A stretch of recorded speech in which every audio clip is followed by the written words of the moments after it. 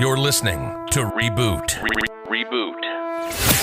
A study from the government revealed that only 50% of returning vets who need veteran mental health treatment actually get those services. Both active duty service members and veterans face barriers to treatment for mental issues. The fear of being seen as weak, the stigma associated with mental health issues, personal embarrassment about service-related mental disabilities, long wait times to receive mental health treatment. These issues are real. And this podcast understands that. Welcome to ReBoot. The war isn't over yet. David Kagi and Jared Standiford, with a combined 20 years of service in the U.S. Navy, both have had many struggles with mental health, and both see a growing epidemic in the military community. But we're working together to reach out to help the community recognize that mental health is important. This is ReBoot, and this is David and Jared. Hey everybody, welcome to another episode of ReBoot, The War Isn't Over Yet. My name is David, and I have Jared here. How are you doing this week, Jared? I'm doing well. How about you? It's another week. Job prospects are actually better than ever. We'll talk about that in a little bit.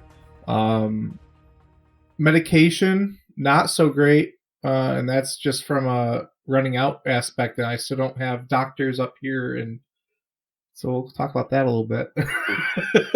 The integration part is actually, I feel like, going fairly well. The worst part is me. It's not the kids, it's not my wife, it's me. And I've identified that. So that's hard, isn't it, when you're the problem? Like, it's, you're the problem, there's stuff that needs to get fixed, but like you can't just like flip a switch and fix it. Like Right. Right, yeah. Overall I'm doing okay. Anything crazy going on over on your end? Well, house is pretty quiet. My wife and my kids are on their way to Texas with the grandmother right now. They're going to go stay at Mimi and Papa's house for a little while. So I'm going to be alone here for a while. And that's got its own challenges. These walls are kind of talking sometimes. But I'm working on that. I'm trying to set up some time with some other friends and people around here to spend some time with them. And I'm trying to work on myself. I'm trying to focus on that. And this podcast is a good step with that. Work on myself. Right. Yeah. So just to touch on some of my stuff. So I'm going on site for an interview at that one plastic company beginning of next week. And I also had an interview this week with Budweiser as a utility operator. Didn't you have another interview with them before for something? I did like an initial phone interview with them. Okay. They had never gotten back to me. They called me earlier this week, and then the next day I did a 2-hour video interview that went over it was like a general interview and then a technical interview. And then they have a final interview with me. Also, so I have Monday's going to be a really busy day for me. I have another video interview with like the plant manager over at Budweiser, and then I also have an on-site interview with basically the site manager and a bunch of other people over at the plastic place too. Gotcha. So for the Budweiser, is the video interview taking place of the in-person interviews? Is that the intent? Is that what that is? Okay. Yeah. Cool. Yeah. Now I know where you're at in the process. Right. Yeah. So basically what they told me at the Budweiser interviews was I'm basically like 2 to 3 weeks from employment if they decide to hire me. Cool. Plastic place, I might start working next week if I take that job. Like not next week, 2 weeks from now. So the Budweiser job sounds like it's going to pay more, but not much more. But it's also like 10 minutes from my house, which is kind of nice, but also kind of bad because it's a little too close. So have you thought about how you're going to handle it if you get an offer from the plastic company right away? I have a plan for that. Yeah. So, I like the plastic company better. They pay a little bit less, but that makes it easy because you're probably gonna get that offer first. So right. It pays a little bit less, but so first of all, it's a non-union job, and the reason why that's important for me right now, in particular, is because Budweiser is union. And when I was talking about shifts, basically because I'd be the newest guy, I'd be at the bottom of the pecking order when it comes to picking a shift. Whereas the plastic company sounds like they really, really want me. Like they were super happy after my phone interview. Like they wanted me basically on site ASAP.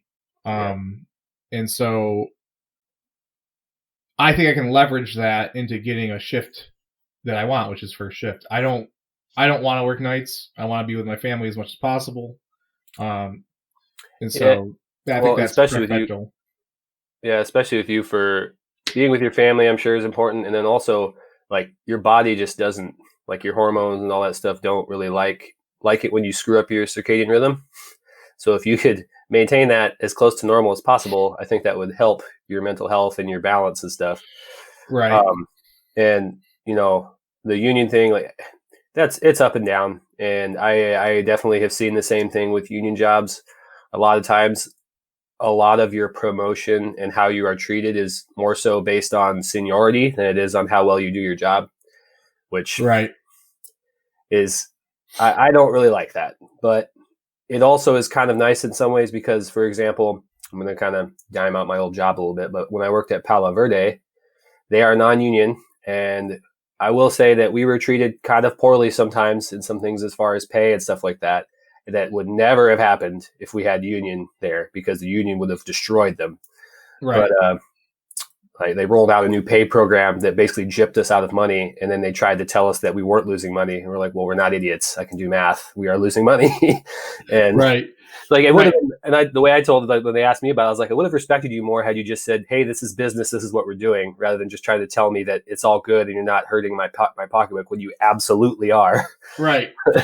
So I mean, I guess it would help to clarify. So I'm not working the job so much for the money. I mean, I need money. Yeah. I'm working. So this will dive into my integration issues too. My biggest problem right now is I'm too idle. I can't get out. I can get out of the house, but what am I going to do? Everything's still, like, I'm in New York. Everything's shut down. Like, I'm not going to the gym. I can't go. Like, I can go to the mall and walk around, but with a mask on. Right. Like, there's not much for me to do. I can go to a park and walk around. I mean, and sure, that's great. But the big thing right now is there's nothing for me to do. I'm at home every day. And for me, like, I feel useless. Like, my wife has been tackling all this stuff in the house for 2 years now. And so I'm coming in and I'm helping out where I see fit. And there's no issue between us as far as that or anything. It's not like she expects me to do more or less or anything. At least it's been communicated, and we've been doing really well communicating. So it's not an issue there. It's just that I'm here and I feel like I have nothing to do. I feel like I'm useless. So having a job, one, will help me a lot with that. It'll help me mentally too. But also, obviously, extra money is always good. We have some debts we could pay off. It'd be great. Yeah, I mean, money isn't everything, but having enough sure makes things easy. Right. So there's a lot of positives to me having a job, but the big thing, for the union non-union argument right now is just shift. Yeah. I'd be working. It's 8-hour shifts at the Budweiser plant, which is nice. But it's weekends too. And like the plastic place right now, they're going to start me on 8 hours is what it sounds like, Monday through Friday. And then they're going to be going to a 12-hour shift rotation, a 2-2-3-3 schedule, which I'm fine with because it's a 45-minute drive. So that means I'm driving less overall over the course of 14 days. And I get 7 days off out of 14 days. I don't have a problem with that. Yeah, those rotating schedules like that, especially if you're always working the same shift, because that's what I'm on right now. And I learned how awesome that is at my current job, because I'm getting less money than the people that are like in the control room that are working night shifts, but I'm working their schedule, but I don't rotate, and it's awesome. Like I just work day shifts. I work a 10-hour shift, and I don't do the extra 2 hours because we're just an office job. I don't have to stay for a turnover with anybody. Right. But I do a 10-hour shift and I do my work, and the next day I come back for the same thing. And then when we have our weekend, I don't have to rotate to night shift, and I still get that big 8-day off. We have an 8-day off in the rotation, and I don't have to work any night shifts for it. And it's awesome. I love it. Right. Yeah. But- so that's the big thing. So if I can leverage to get on the day shift, they're going to keep me on day shift, even when they transition to the 12-hour. Absolutely. So, that would be money. I think that would be awesome. Right. And they said there's still opportunity for overtime. So it's like if I needed extra money, I could work on my days off basically because it's non-union. Whereas if it was union, then there's a pecking order for that kind of stuff.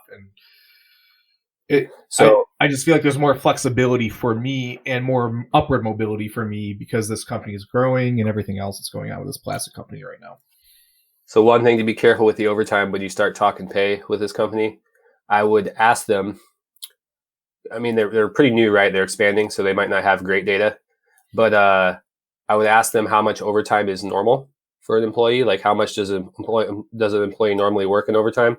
And I would also ask them, like, is it forced or is it volunteered overtime? Like, because that's a good question too. Because right.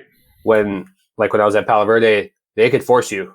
They could say you will be here, which was much different than here, where at ISO New England they cannot force the operators to work. Like they could force managers because managers are non-union, but they cannot force the operators. Like if you're out of state and they're like, we need you need to come back, you can just say no because I'm not scheduled to work today.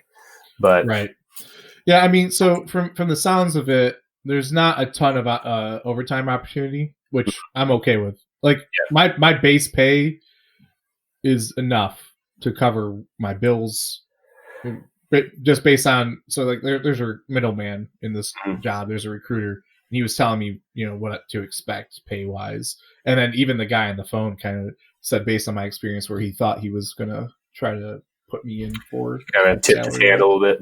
Yeah, and so I'm fine with that, especially starting off. It's in an industry that I've never worked before. It's with a bunch of machines I've never really worked with before. I mean, sure, I'm a mechanic and I can figure that stuff out, but I understand that my experience in this particular field is very low, but my mechanical skills are very high. So feeling all that out, I'm fine with kind of what I've already been shown what my pay will be.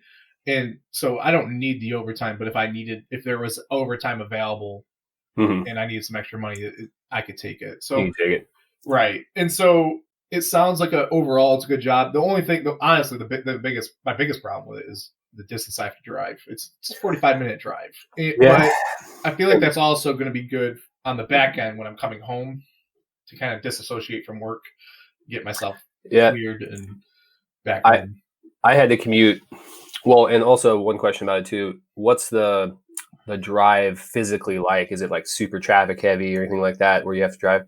It's central New York. There's not a lot of traffic here, but it goes on Interstate 90. Like I'll be taking Interstate 90 for the majority of my drive. Right, but it's not like heavy traffic or anything like that. No. Yeah, see, that's when I had to commute to Palo Verde. I was commuting an hour each way, and the hard part about that was it's a really heavy trucking and like heavy traffic area, and it narrows down to 2 lanes. So if there's an accident there's no real way to get around it, and we'd be stuck there for hours. Sometimes it'd take me 3 hours to get home. Right. And that was hard. And with the overtime thing there, the problem that they were having is the nuclear industry is aging out. A lot of the people that started at Palo Verde, they were there when the plant opened. Like when they started up, they were there. And it's a great job. They give me great money. They have good benefits. So they've stayed there because it's a great job. Right. And they're aging out, but that generation seemed to value making the money and working the overtime very highly. Like they wanted the money. Right. And so they had some of the people that were like the older gentlemen that were working there were almost working 2 years worth of work in a year. Like they were taking all the overtime that they could stomach. Like they actually is a legal limit on how much overtime they can work, and they were hitting it. And now that they're aging out, instead of looking at their workforce and seeing that this next generation coming in places a lot more value on their time off and they don't want to work that overtime, they're saying they have to force them. And they're saying, why are we having to force all these people? It's like, well, because no one wants it. You need to hire another operator to fill the hole. Right. And that was when I did my exit interview with them, that's what I told them. I said, if you guys don't fix that problem soon, like you're going to start losing. I'm not going to be the first one. You're going to lose more operators because I'm in the back rooms and I hear them talking and they're not happy with being forced out all the time. Like they don't want the overtime. They want time with their family. They want to be able to take advantage of the great schedule, which you advertised to us when you hired us. Right. And the overtime's cool. Like they pay great for overtime. It's the time and a half and double time, but some people don't want the money. They don't want that. They want their time. And yeah, it sounds like you got a pretty good setup there. Like working the same shift is awesome. And yeah, I'm glad you have those opportunities lined up. You got seems like you got a good lead. And yeah, it was weird because it was so like my job hunt was so dead for so long, like literally 3 months. I started looking for a job when I made my resume and put that up as soon as I got my letter from the Navy saying that I was found unfit for duty. As soon as I got that status, I wrote a resume. I put stuff up on Indeed, put stuff up on LinkedIn. Like I just started going crazy because I was like, all right, let's start getting some leads now. And I applied probably in total to 100, 150 jobs. That's probably not an exaggeration. And literally for months, nothing. Yeah. And then all of a sudden, like I've gotten like 5 phone calls this week about different jobs. I've actually turned some down for interviews because I know that this plastic one is basically a lock. And like some of these people were calling saying I could work second shifts. Like that's beyond what I want. I don't want to work second shift ever. Like I will never see my kids during the school year. Like I've already spent 2 years not spending time with my kids. That's off the table. So if they're an absolute no, before, if you didn't have any leads, even though that shift would be terrible, it might have been good to take it in the short term and then find something else. Right. But right now in the position you're in, I could totally see turning that stuff down. I still would if you get a call for something that you like the shift, it's in the right location. Yeah. I would still take the interview until you have the job. Right. Yeah. No. Like when I got hired up here at ISO New England, I just needed to. I was very blessed that I had good friends and acquaintances that helped me get into some interviews because I needed to get out of there. The overtime was killing us. The shift work was killing us. Our family was struggling. It wasn't a money thing. Obviously, we were making great money, but we just needed something that was more stable schedule wise. So I applied to a company in St. Louis. It was a distribution company. As a distribution operator, which wouldn't have been as good because it was rotating shift, but the schedule was better. And again, it was a situation where I would not be forced to work overtime. So that was a better setup for me. And we also had family in St. Louis. My wife has family in St. Louis. And then the other one was here at ISO New England. And this one was the one I wanted the whole time. I wanted it. And I got offered both jobs and took this one. But I took the interview in St. Louis because I didn't want this one to go south and then not have something else to be able to get to somewhere else that would work better for me. Right. Yeah. So job search going great now.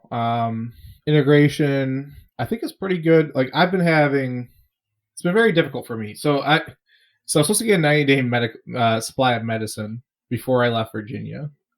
My psychologist got transferred out like the week before I was transferring, and we were supposed to do like a phone thing. He was supposed to put in a script, and then I was supposed to go pick it up. Basically, is how that was supposed to work.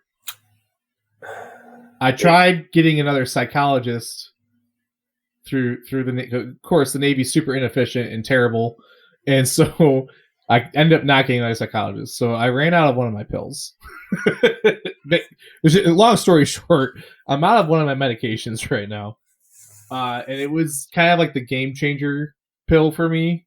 It was like the one pill that when he added that to my regimen, like really made a big difference. And that's been rough because I can feel the effects starting to kind of slip away, and I'm trying to remedy that, but I still don't have a paper copy of my DD-214, and so I can't get my VA benefits going yet. And so because I can't get my VA benefits going yet, I can't get like a civilian doctor. So that's been kind of ticking me off. I've been on the phone literally every morning with personnel back at the hospital in Portsmouth. And I've talked to my chief back in Virginia. And I'm like, hey, this is what's going on. My chief's been trying to help me, but these people are dragging their feet.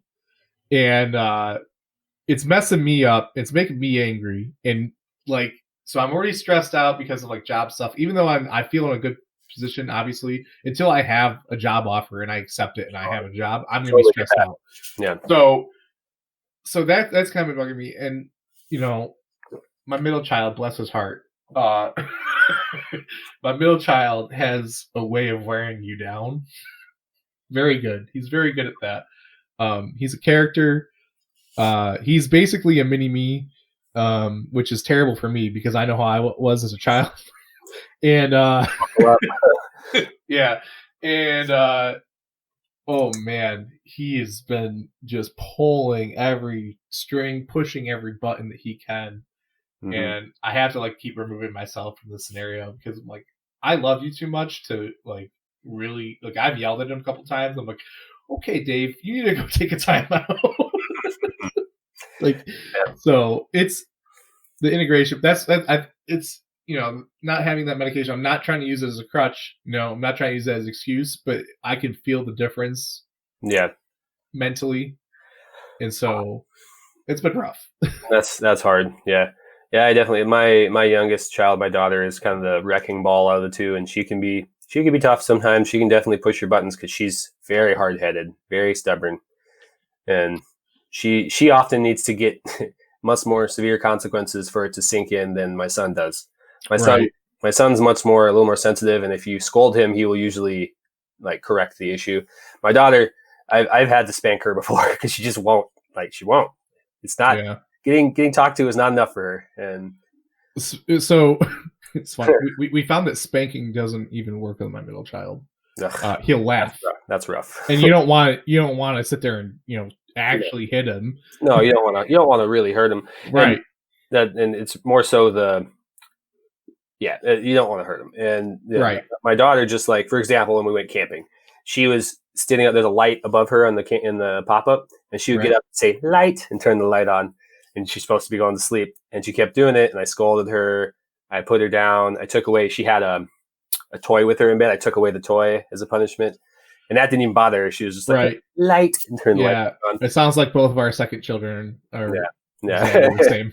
But she ended up getting scolded a little harder for that one, and then she finally listened and went to sleep. But then when she was asleep, she slept like a rock. She slept all night, but she just wanted to play that game, and she didn't care what I thought. So right. Yeah. So I don't know.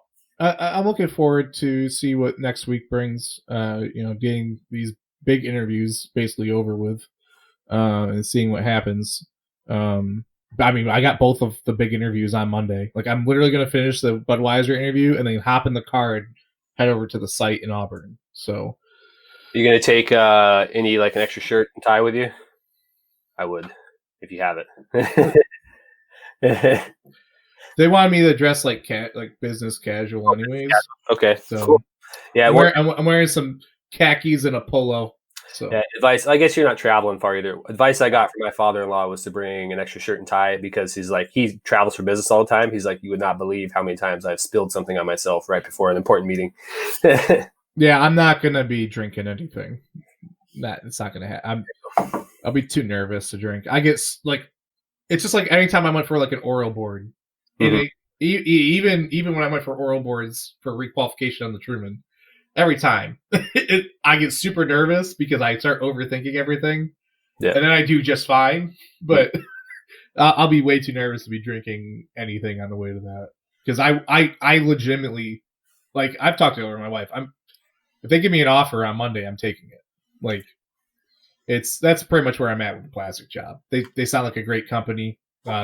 Any reviews I have been able to find online are all positive. You have there was one disgruntled guy who was clearly probably a bad performer.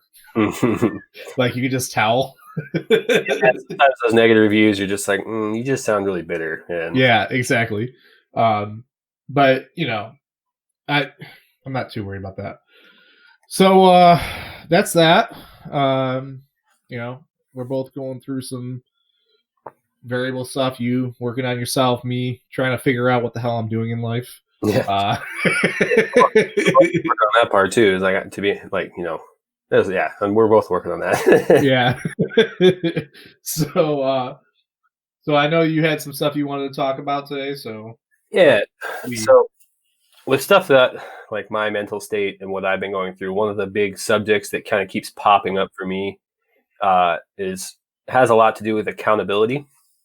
So I kind of wanted to talk about accountability and also maybe some stuff about how to term it, like being true to yourself or like personal agency, not attaching your feelings and emotions and stuff to other people, and learning who you are and what you want out of life, because that is important. It's something I haven't made important for myself for a lot of the last, really ever since I had my real big downward spiral on Reagan. Because I think before that, I think that I did like pay attention to my own needs, and I was a little more confident, a little more like sure of myself.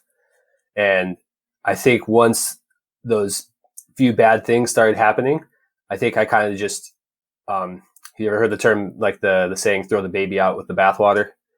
I think Yeah. that's kind of what I did. I think I decided like all of my ideas and thoughts were bad, and I just threw it all out, and then kind of tried to attach myself to other people's thoughts and ideas and feelings because mine were all bad.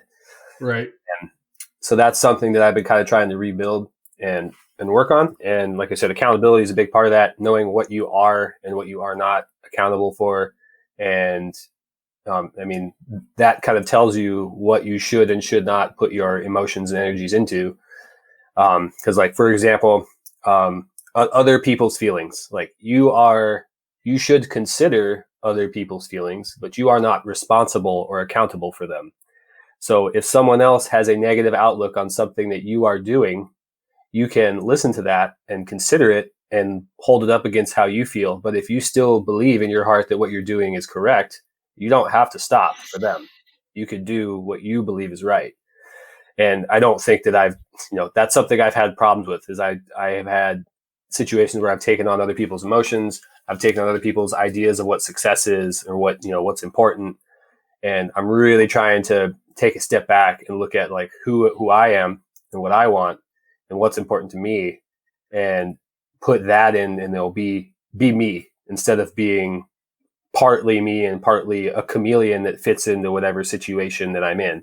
Right. Because that chameleon ability is good in some things where you can like adapt to situations and communicate, but if you're adapting your actual personality and your ideals, that's not good. And that's kind of what I think I fell into. But one thing I want to do too is there's a poem by Rudyard Kipling. He's a English writer, journalist. He wrote poems, short stories. He wrote The Jungle Book. That was one of his books. But he has a poem called "If," and I believe I've shared a video of Jocko Willink reading it on the podcast before, but I wanted to read it myself because this is something that has gotten me through a lot of difficult times. And it's a lot about, personal agency, resilience, accountability, stuff like that. So I'm just going to go ahead and read it. It was written in 1909, like I said, written by Rudyard Kipling, and the poem is called "If." If you can keep your head when all about you are losing theirs and blaming it on you. If you can trust yourself when all men doubt you, but make allowance for their doubting too. If you can wait and not be tired by waiting, or being lied about, don't deal in lies, or being hated, don't give way to hating, and yet don't look too good, nor talk too wise. If you can dream and not make dreams your master, if you can think and not make thoughts your aim, if you can meet with triumph and disaster and treat those two impostors just the same, if you can bear to hear the truths you've spoken twisted by knaves to make a trap for fools, or watch the things you gave your life to broken, and stoop and build them up with worn out tools, if you can make a heap of all your winnings and risk it on one turn of pitch and toss, and lose and start again at your beginnings, and never breathe a word about your loss. If you can force your heart and nerve and sinew to serve your turn long after they are gone, and so hold on when there is nothing in you except the will which says to them, hold on. If you can walk with crowds and keep your virtue, or walk with kings nor lose the common touch, if neither foes nor loving friends can hurt you, if all men count with you, but none too much, if you can fill the unforgiving minute with 60 seconds worth of distance run, yours is the earth and everything that's in it. And, which is more, you'll be a man, my son. So I think that's a very powerful poem. It talks a lot, like there's lines in there that really get to me. The line about if you can meet triumph and disaster and treat those two imposters just the same. And I don't think it's a message of indifference. It's just a message of, not dwelling on your failures and not, overinflating them. Because I think I do that. I overinflate my failures at times.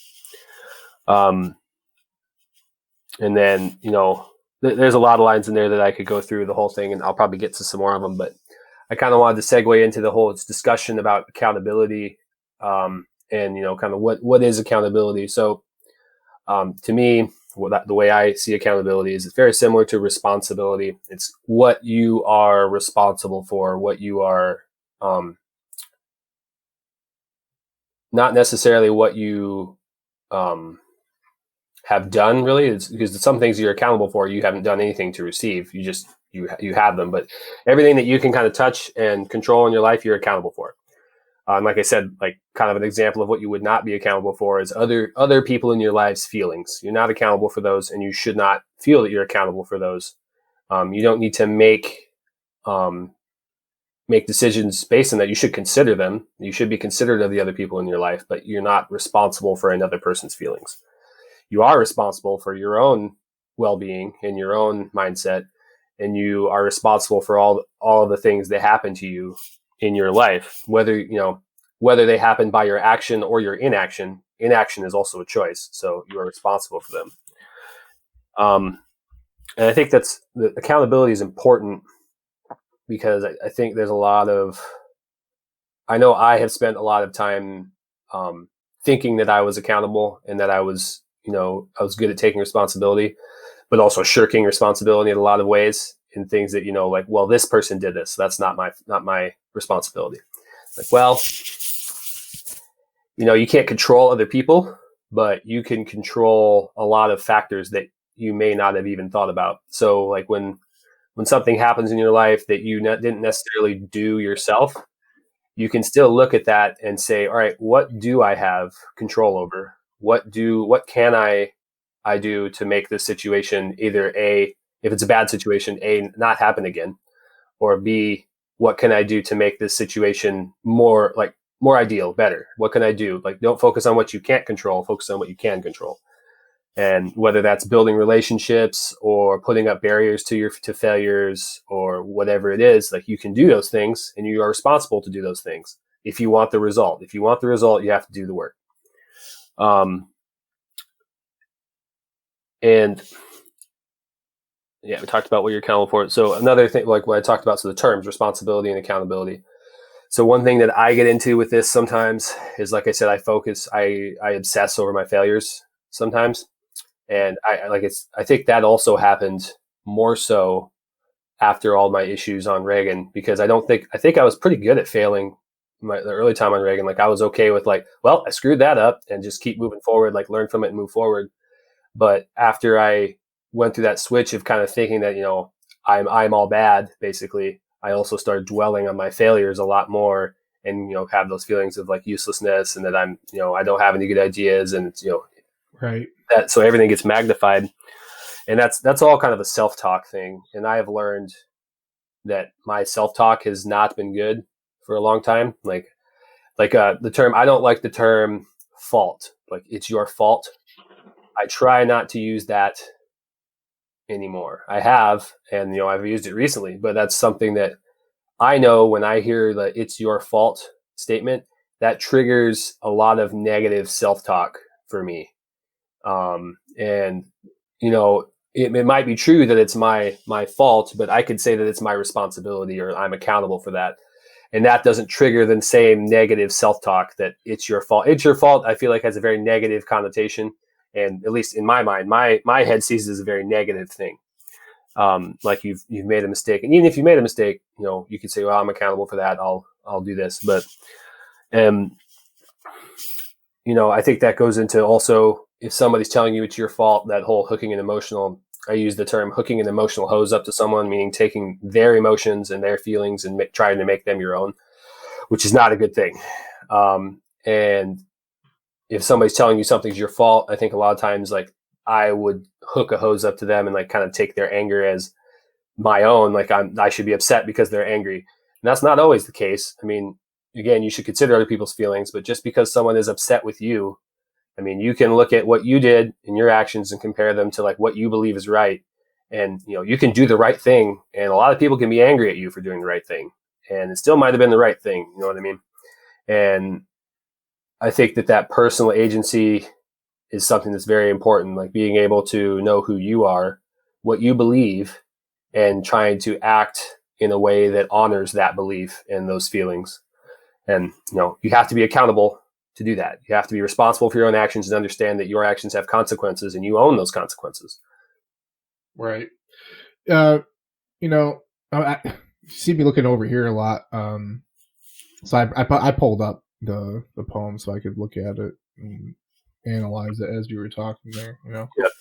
And just to touch on a few things. One big thing that I've made a change on in the last 8 months is that positive mental attitude, which goes hand in hand with what you're talking about right now.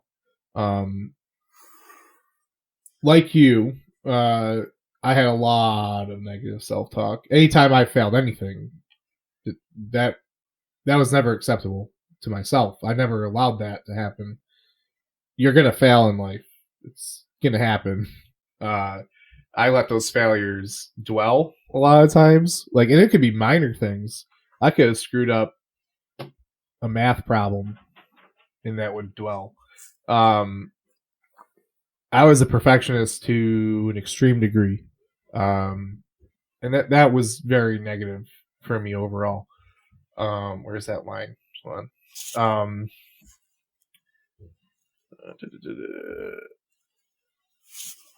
It's the if you can risk it all in one turn, pitch and toss one. That one kind of fits what we're talking about. I mean, yeah, no. I was going to talk about something else that does fit that. Where is it? Okay, where's the? I saw something with doubt in it. Where's the doubt? It's towards. You can trust yourself when all men doubt you. Yeah. Make allowance for their doubt. It's towards the beginning. If you can trust yourself, I almost have this poem memorized. Oh, there it is. Okay, yeah, it's literally the second. You can trust yourself statement. when all men doubt you, but make allowance for their doubting too. And that's kind of, that definitely fits into like trust yourself. Like listen to people, consider what they're saying, but trust yourself. Right. I think there's been plenty of times when, and I think this is true for a lot of people. I think a lot of people doubt themselves probably more than they should. It's actually something I'm working on with my oldest son. He's actually, for his age, he's really good at math. Really good. I'm teaching him multiplication and division. He's in between first and second grade right now. Nice. Yeah, I'm getting him ahead of the curve because he's just like addition and subtraction is just not enough. Could be an AP physics kid right there and stuff. He's too smart for where they have him at in school. And so I've been since I came home, we have like these like workbooks, and we've been going through some workbooks, and I've been it's a bunch of addition and subtraction problems, but I've been teaching him how to use like multiplication as opposed to sitting there, because like one of them he had to count a bunch of quarters and determine how much money he had, and he wanted to go through and add 25 cents at a time, and I was like, that's just so slow. Here, let me show you how to do multiplication. And he started to pick it up really fast, and then we went to go do a second problem, and he was like, I don't know how to do this. And I was like, this is the second time you've tried to do it. Like, slow down, man. Like, second attempt. Like, you're going to fail over and over and over again before you get this right. And right. That's okay. Yeah. And he just turned 7. He's going into second grade. Like, let's slow down, man. Yeah. But I feel like even as adults, we get to that point where we are, and I'm not speaking for everyone, but I think the majority of people they'll be too hard on themselves, or they will mess up, maybe the third, fourth time they go to do a new skill, and they go, well, I'm just no good at this. I'm just going to quit. And that line right there, if you can trust yourself when everyone else doubts you, but also allow people to doubt you, you're going to be in that sweet spot where you can fail. It's okay to fail. And you're going to fail. Everyone is going to fail in life. You're going to fail at things that you've never failed at before. I could do a valve repack 1,000 times and never screw it up. I probably have done close to 1,000 valve repacks. Never screwed one up. I could go do one tomorrow and mess it up. And that's one of the things that I always had problem with, and we've said this before in the nuclear Navy, is they allow no room for failure. And because of that, you train everyone else to have that zero failure stance. And it's important to, in that industry specifically, to have no failures on a large scale. There are going to be failures on a small scale, and how you respond to those failures is important, because when I didn't allow any small failures, because if I had any small failures, I knew I was going to get crapped on from above. And I knew it was going to be bad. And that just made me, honestly, a worse operator, because then you don't want to bring up when something isn't working just right. You don't want to tell people that, hey, there's this problem, because of the way that they respond to small problems. And that just affects people's mental states. That affects their way that they operate the equipment. It's just, third, fourth order effects are just outrageous. Yeah, you need to know that you can make, like, if you make a mistake and it's not malicious and you weren't negligent, that it's going to be okay. That, human error happens and you should be proficient as possible. But if you make a mistake, they should be looking to help you learn from that mistake, not crush you just because, like, how dare you screw up this valve repack. And I think that that's the mentality a lot of times, at least that I saw in the Navy, is when somebody would make a mistake, it was more of a how dare you moment than a learning moment. Right. But let's make this painful for everyone so you won't do it again. Like, strap them to the post and whip them rather than teach them. Right. Yeah. My favorite thing too is when something does happen and no one wants to fess up to it, they set everyone down and they go, okay, listen, if you made a mistake and it was an honest mistake, just come forward and we'll handle it. And then, we're not going to send you to mass, blah, blah. And then a week later, the person's going to mass. And it's like, well, next time I'm not going to say anything, Yep. and that's the thing is, like, again, that kind of goes back to like I talked about my last company with the pay thing. Like, just don't lie to me. And like, how can I trust you to lead me and to be honest to me if you continue to lie to me? Like, it's, fool me once, shame on you. Fool me twice. You know what I mean? Fool me twice, shame on me. And, like I said, like, if you didn't do anything malicious, you weren't negligent, then I don't see why you can't work through that without it being super, super punitive. Like, maybe it is painful. Like, maybe, let's say somebody screws up a valve repack and, it wasn't negligent. It wasn't malicious. They just made a human error. They didn't put the ring of packing in or something like that, or screwed up the order. Like, I read the procedure. I had it in front of me. It's checked off. I just screwed it up. That's my fault. And, I get that. All right. You know what? You're going to observe and document and do basically a spot check on the next 10 valve repacks. There you go. Right. That's the punishment fits the crime. And it's not even really a punishment. It's just like, here, you're going to make sure that nobody else screws this up for the next 10. And then you will have the repetition that I feel you need as your supervisor to make sure that this isn't likely to happen again. It still could happen again, but it's less likely if I add that little bit of pain and say, all right, you're going to lose some of your free time, your sleep or whatever, and you're going to watch 10 valve repacks. Right. And, and it's important that you do own up when you screw something up. Let's get out of the Navy here a little bit. If you are at work, you're whatever, and you mess up some kind of process and you realize you messed it up, you should probably say something. And sometimes that will lead to process improvements. Sometimes that'll lead to,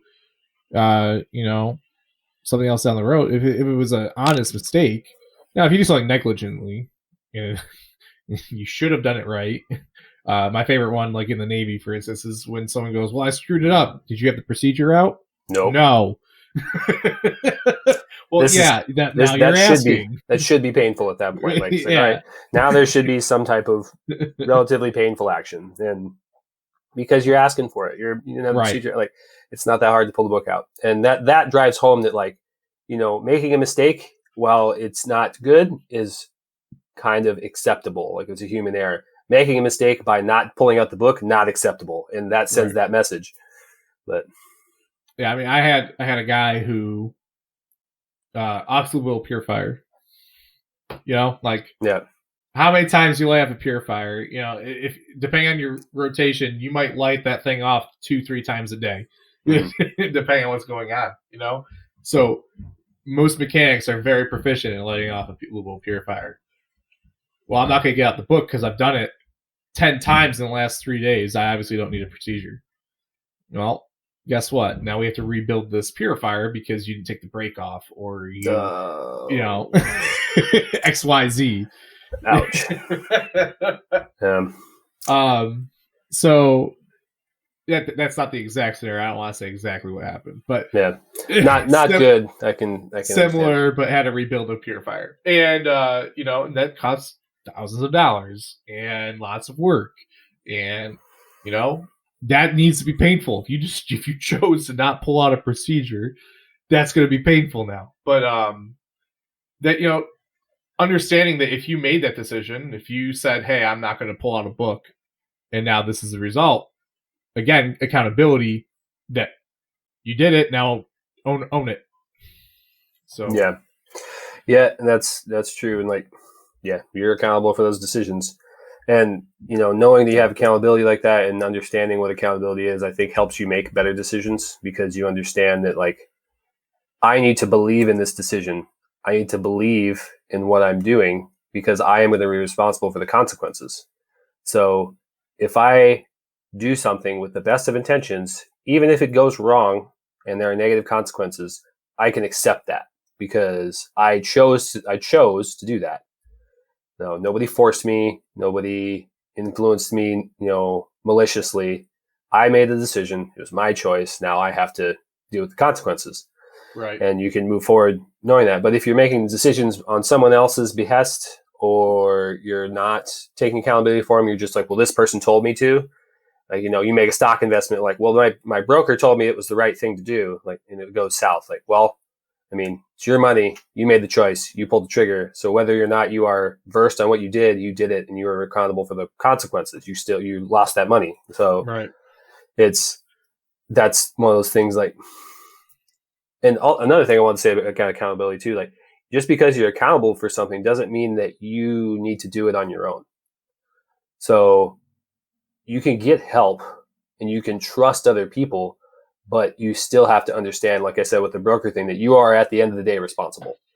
So even something small, like right now, I'm looking for a landscaper just to weed all of our flower beds because they're jacked right now. There's weeds everywhere, and I'm looking at my list of stuff that I need to do, and it's kind of a waste of my time. Like, I have other more important things to do.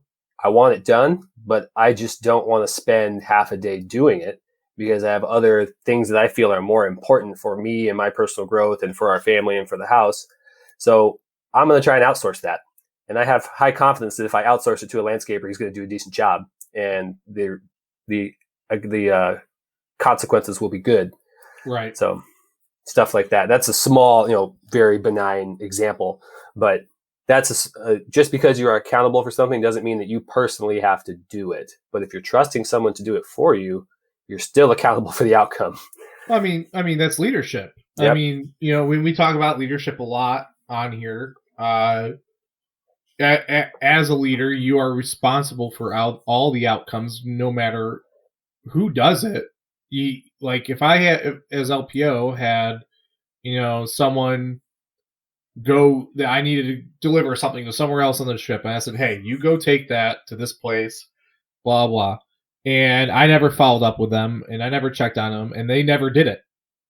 That's my problem, not I mean, yes, I will address them because I told them that I needed this done and they needed to go do it and they didn't.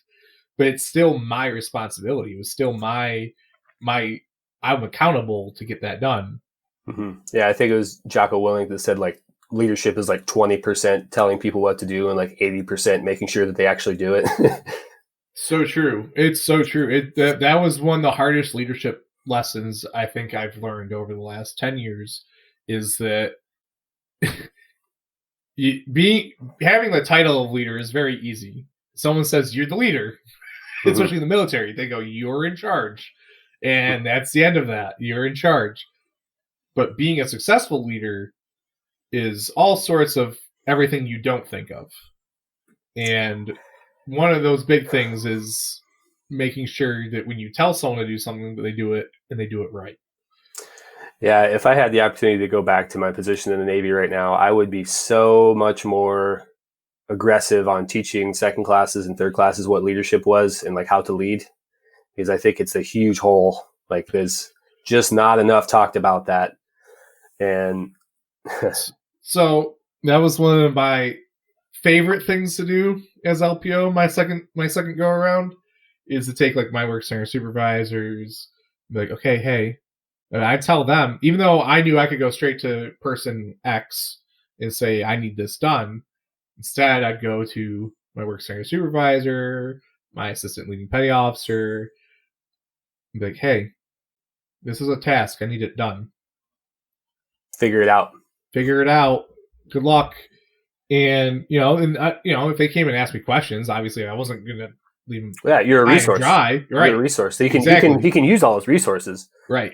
And and there's a couple people. I'm actually proud of this. I'm about to have like a happy dad moment in a second here.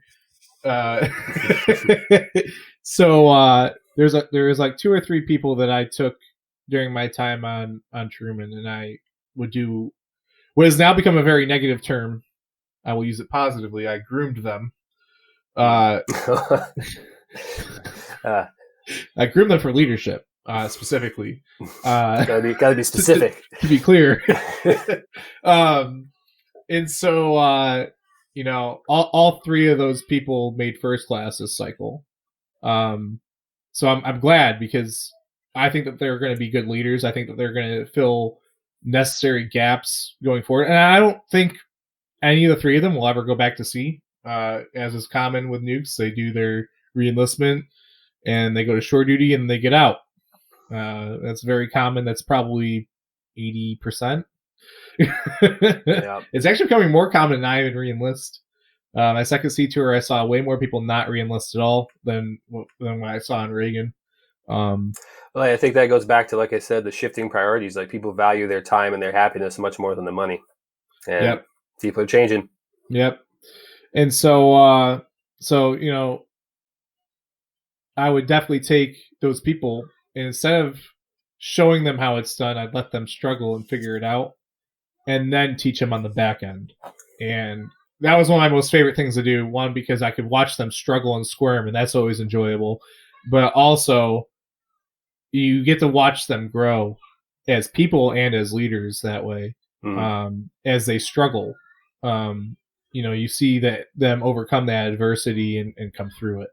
Yeah. So I know one of the things that I benefited from when I was learning chief machinery operator on Reagan was that the gentleman I said was a big mentor for me, Nolan.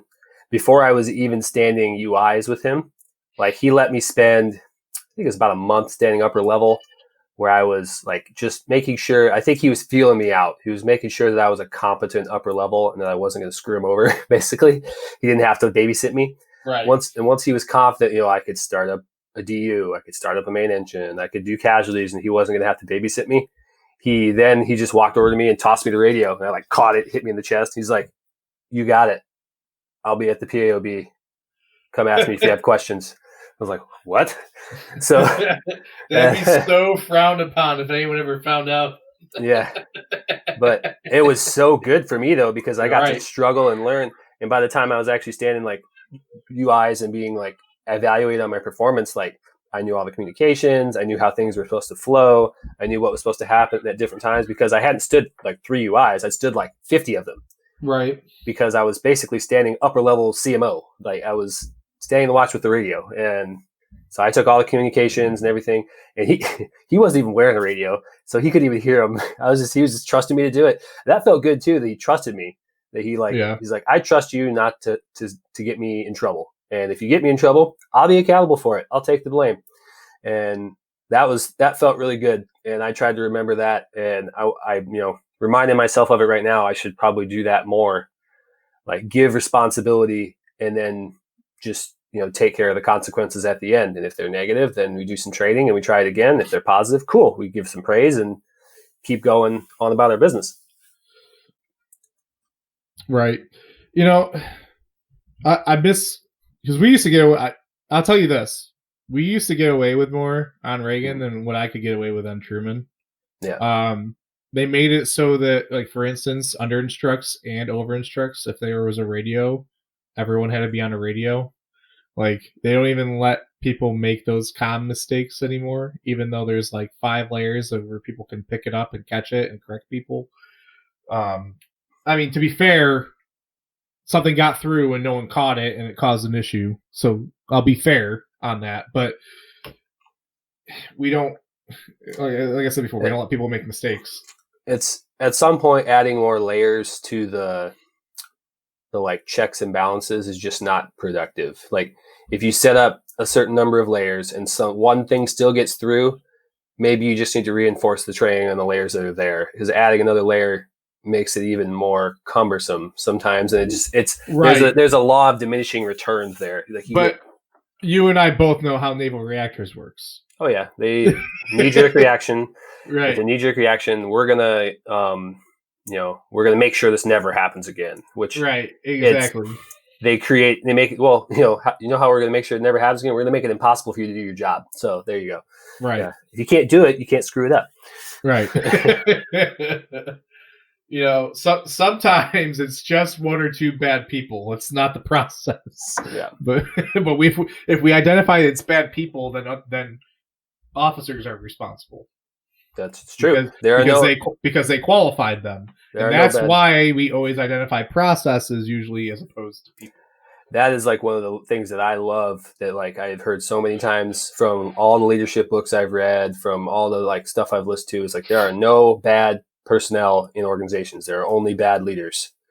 So if that person doesn't belong there, you need to get rid of them because they don't meet the standards of the organization. And that's your fault as a leader for not doing that.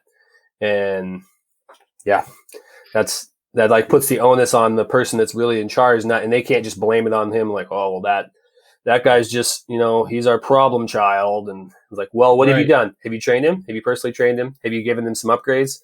Have you worked with him on his mental state? Have you talked to him about why he did what he did? Do you know his process? Like, what have you done to help him? And if you've done all those things, then why is he still here?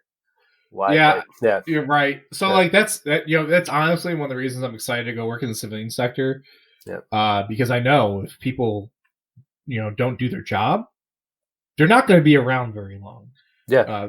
Always one of the biggest problems I've had in the Navy is you have those people who just don't do their fair share. They don't do their content. And there are people that go above and beyond what I would consider a fair share. I was one of those people, I think. And that's why I advanced as fast as I did. That's why I got the responsibility as fast as I did, was because I worked hard and I pushed above what the normal level of work was. But there's those people who fall far below the normal level of work. Mm-hmm. You can't get rid of them. You can't get rid of them. They have to like legitimately do something to screw up, or they have to like really screw something up to get them out. And that really bothers me. Yeah, and I mean it's always a bell curve. Like you're always going to have underperformers, and I think what I've learned over time, because I would take that personally when I was a work center supervisor, I would take it very personally, like it was an attack on me that this person wasn't doing their work or wasn't accomplishing what they were asked to do. And I think the best thing you can do is just to not take it personally.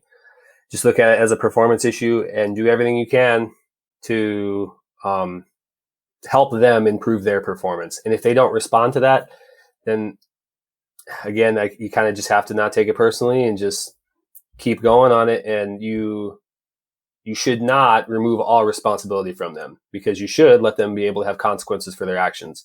But you're going to end up giving that person more consequences, which sucks. It's not fun. It's never fun counseling someone or dealing with negative repercussions from something they've done. Right. But you also should not avoid it. And I absolutely would avoid it when I was in that position when I was younger. And I mean, so even on Truman, I avoided it sometimes just because it became so much extra work for me that I didn't have time to deal with it. I already had a full plate, and for me to then add in basically babysitting someone extensively, you know, and so there's times that I put them in charge, like I put a second class in charge of that person. That's what I was going to say. There you go. But then the second class doesn't hold them as accountable as I would, and it's like, well, what is the point? Like, I need you to make sure that they do what they're supposed to do correctly. But I have other things I have to do. I was like, welcome to being a leader. Club. Welcome to being a leader. And so, I mean, that was always one of the most frustrating things for me. Like, if I had been their actual manager in a real life job, I would have fired them and I would have hired someone else. But that I mean, that's one thing I'm glad I'll be getting away from permanently is that scenario where basically people can just be like, nah, I don't think I'm going to do that. It's like, you know, if you say that to people who aren't in the Navy or aren't in the military, and they're like, no, you just make them do it. And it's like, you can't. What are you going to do? You choke them out? Make sure you drag it like this isn't Arlie Ermy in Full Metal Jacket. I can't just sit there and choke someone. Not to say or tell them to choke themselves. Like you can't like. The military isn't some place where you can go and just put your hands on someone if they decide to not. We'll say the Navy isn't like that. We'll say I don't know about the other branches. I'm pretty sure they're all the same at this point. Yeah, and I'm okay with that. I think that is right, but there needs to be other courses of, you know, reprimanding someone that's actually works. I mean, and really the only way you can do that is to kick people out. And the problem that we have specifically in our job is they never want to kick nukes out because it takes a year and a half plus of training depending on your rate to even get to the point when you're on a ship. Well, and the job is just kind of like, it's very on-demand. So, and that's partly because of the way that they're treated and how arduous the job is. And if they could find a way to make it more, because I've said this before, I feel like how elite of an organization the nuclear Navy is. And I've had people argue with this with me before that it's not elite. Like for a bunch of 20-year-olds to run a reactor is pretty cool. It's pretty elite, I would say. For an organization like that, highly trained and that should be like tight, like we sure are terrible to each other, and we don't take care of each other well. And that's, you know, all the way up and down, you know, fireman up to Master Chief. And I don't like that our fraternity of sailors treats each other that way. I wish that we treated each other better. And that doesn't mean we can't give each other crap. That doesn't mean we can't bust each other up for doing stupid things or make fun of each other a little bit. But it should be good-natured. It should be with the intent to develop the person, not to tear them down. And very often it's very personal and very derogatory and very negative. And that is something that I would like to see them get away from.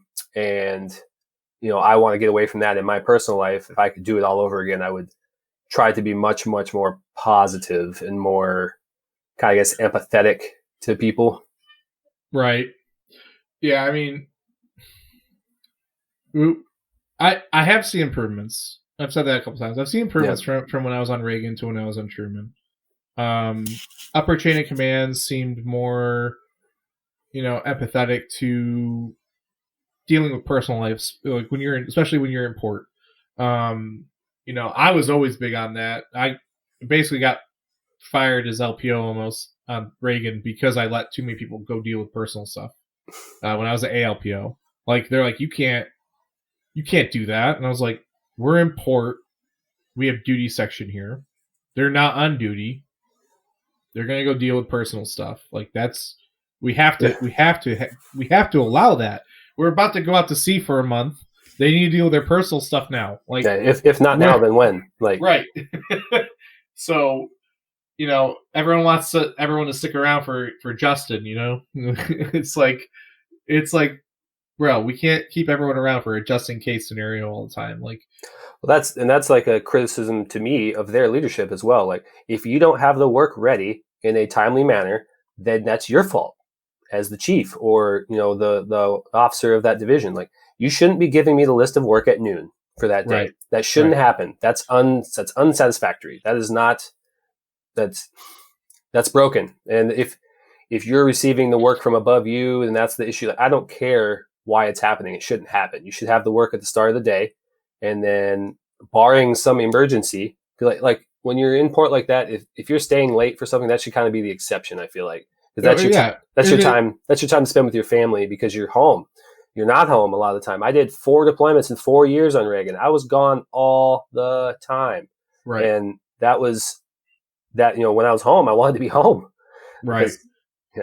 Because it's your time. It's your time to well, and even when you're on deployment, you are home. Yeah, that's you work at home. Nowhere to go.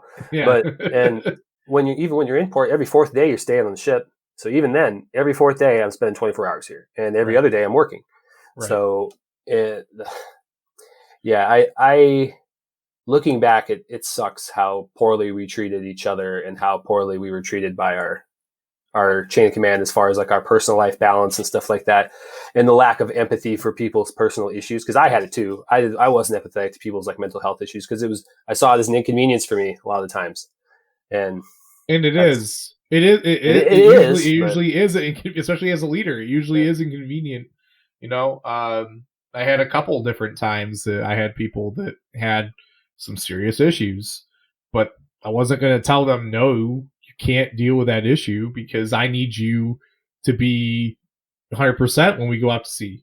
And I think that's one of the biggest things that we miss as leaders in the Navy is if you don't take care of your most important asset, which is your people, and you don't take care of them properly when you do need them to perform, when you do need them to step up, when you do need them to, go out of their way to do something, they're not going to because they don't see you as someone who values them.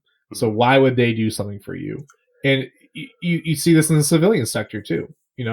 That's why companies like Google, Amazon, that's why people want to work for these companies, not because they're going to get paid well. I mean, because they are going to get paid well for the most part, but it's because they take care of their employees. Except for maybe in distribution centers for Amazon. I don't a lot of negative news about distribution centers at Amazon, but beyond that, they take care of their employees. Yeah. Well, those companies, a lot of the initiatives I see with them, they give their employees some personal agency over their time. Like I know Google, like Gmail and a few of their other very successful applications came because they told their employees, they said, you will spend 80% of your time on assigned duties, like what we tell you to do, what your management tells you to work on, you will work on for 80% of the time. 20% of the time, you will work on whatever your passion is, whatever you want to do. If you want to create an application that does something you're interested in, do it. And that's how some of those things happen. And, that was created from the minds of their employees. Nobody told them to do it. It wasn't like a corporate initiative. Somebody just decided like, you know what? I hate this email browser. I'm going to create a new one that works better. So they made Gmail, like stuff like that. So, when you give people kind of agency over their time or like they own it more, they own that thing, and they a lot of times provide a better product, and because it's theirs, they own it. Yeah. I just wish there's so many things that I wish I could push a button and make better with the Navy specifically. Mm-hmm. That's our family. That's the community. And, when I got out, just because had so many negative things happening, I was kind of like, I had like a negative look at my career, and like I felt very badly about the Navy, and I almost was like ashamed of it. And now, like looking back to that, I'm learning more about myself. Like I'm proud of it again now. I'm proud of what I did. I still don't like the way it ended, but this is what it is, and I'm learning to accept it and move on. Right. But there's definitely a lot of things that I would love to like make better for future sailors. And, you know, I look at that as in my life now too. And I try to like work with other people in my community or do it with my kids, like work on things with them. One thing I wanted to say, like the work with the kids thing. So something that's up here for us, I wanted to mention, you know who Joe DeSena is? Nope. So he created the whole Spartan race thing. Okay.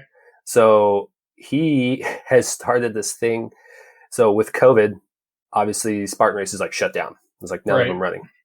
So what he started doing is he started doing camps. He's a farm in Vermont, and he started doing like 14-day camps for kids, and basically just beating them up. and he's like saying, like, you know, it's one of those things that like I see in kids is like there's a lot of like they don't understand how good they have it. They don't. They've never done hard things in their life ever. Man. Ever. They've never done hard things, and they complain about all the smallest stuff. He's like, so what I'm doing is like I started with just my kids, and then I had close family friends do it. I just said, you know, send me your kids for 2 weeks, and I will beat them. I will beat them up. And like, you know, they're going to carry rocks up and down the mountains. They're going to build things. Like, you know, it's not going to like build them, take it down like useless stuff, but they're going to build things. They're going to learn some wrestling. They're going to learn some, you know, all kinds of stuff that's like difficult, hard things. Like it's going to be long days. He's like, we'll provide the meals. They're only going to eat clean food. And they're only going to get their phone for 30 minutes a day to contact you. And that's it. And so we're just going to beat them for 14 days. And he was talking about all the texts that the parents were getting, all these like, you know, you gave me to this psychopath and stuff like that. And it's like, this is a prison camp. And like, like one of them that he talked about, he said, you know, a 15-year-old kid was like just not happy with it, and he was telling his parents that like, you know, like this was terrible, and we shouldn't be doing this and all that. Wait, give me one second. Check on that. Yeah.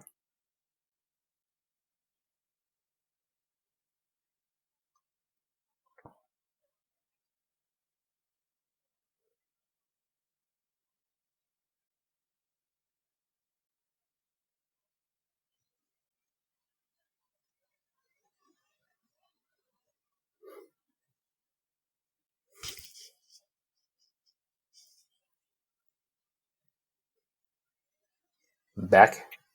I'm gonna get Pokemon. We'll get your Pokemon and go, bud. I'm still finishing up. Yeah, the kids. That's part of being at home. But it is. But yeah, the Joe DeSena thing, like the parent was getting all these texts from his 15-year-old kid about how terrible it was and how, you know, this was an awful thing, and why would you send me here? This is prison. And the parent contacted Joe DeSena, is like, this is the texts I'm getting, and you know. And Joe like messaged it back. He's like, you know what? Tell him that we have an 11-year-old girl here in the same class, and she hasn't complained once. And he's like, put that in perspective. It's like, you're gonna be fine. Like you're gonna make it. Right. And he's like, most of them, like at the end of it, they thank me, and some of them come back for another trip. But he's like, it just shows them that they can do these hard things, and that they shows them how to like overcome adversity. And I was like thinking about that. I was like, man, that's up here. I would not mind sending my son to that. And when he's like 11, 12 years old, get a taste of that stuff. Yeah. I'd like to send my 5-year-old. Go carry rocks. I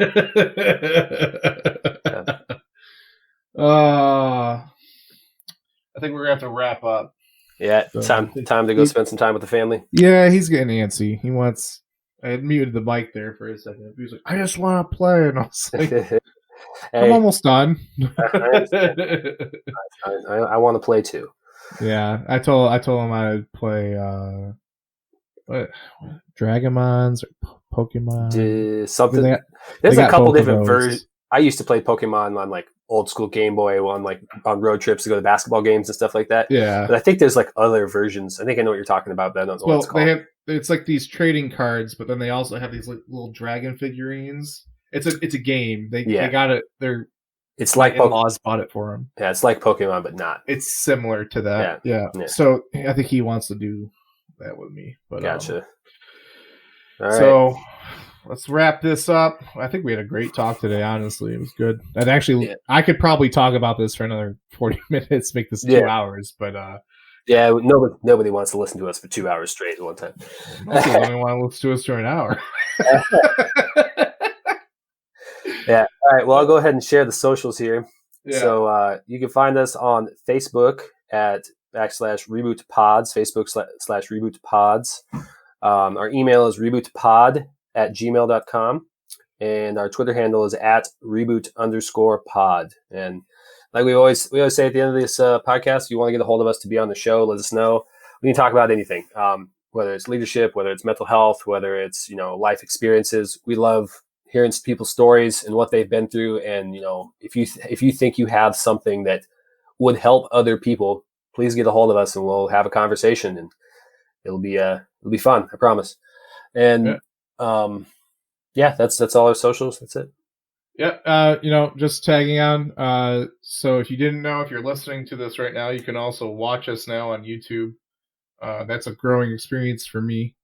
I know if you watch the first one, the audio and the video did not sync up very well. It was very difficult. I'm using a program I've never used before, and I'm taking lessons from my first episode, and I'm learning from them. But if you want to give me feedback. If you think there's a program that I should use, let me know. I'm using like OpenShot. It's like an open source program. So just let me know. Give me some feedback. If you want to check it out, check it out. I think I'm going to try to break it down over the course of a week and put like specific topics up that we talked about. But that'll come with as I get better at doing this. So definitely give me some feedback on that. But that being said, we'd love to have you on. Just let us know. And we'll see you guys next week. Keep fighting the good fight. You've been listening to ReBoot with David Kagi and Jared Standerford. We hope that you've gotten some useful information from this podcast, and we want you to know we're proud to have you in our family. Mental health is important, and we hope that we've helped break down some barriers. Be sure to catch us next time, and if you have questions, comments, or if you'd like to be on the next show, send us an email at rebootpod@gmail.com. This is ReBoot, signing off.